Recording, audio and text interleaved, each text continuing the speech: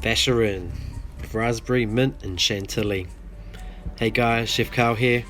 We are going to make some lovely meringue. First off though, we've got to separate the eggs.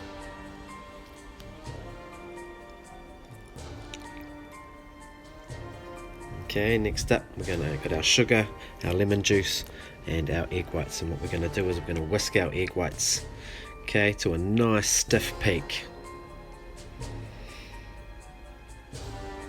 Okay, give it a good whisk, get that air into it.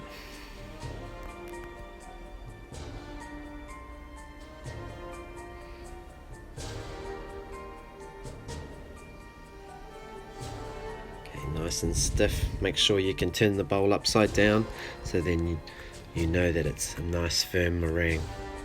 Once you get to that, squeeze your lemon juice, and that's just going to help firm up the proteins in the egg white.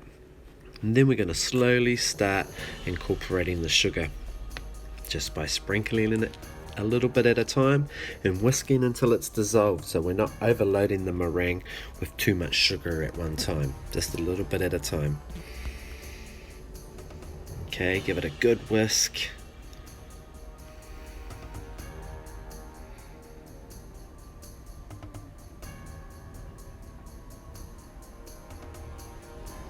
Practice using both right hand and left hand when you're whisking, and then you can be a lot more efficient with your whisking technique.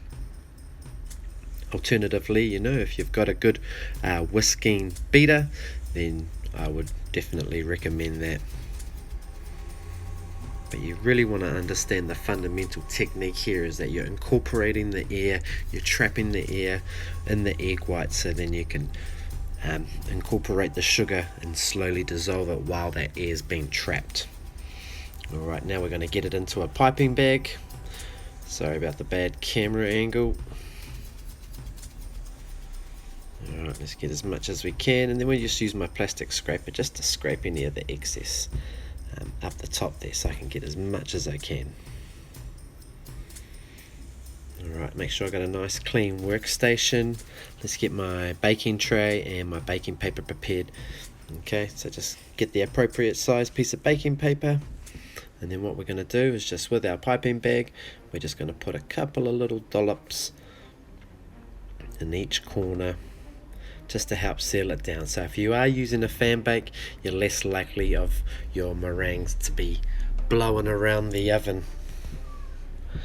Okay, I'm going to make our Vacherins here. So Vacherin is the term used for a meringue basket, so there's, we've got Pavlova, which is a type of meringue.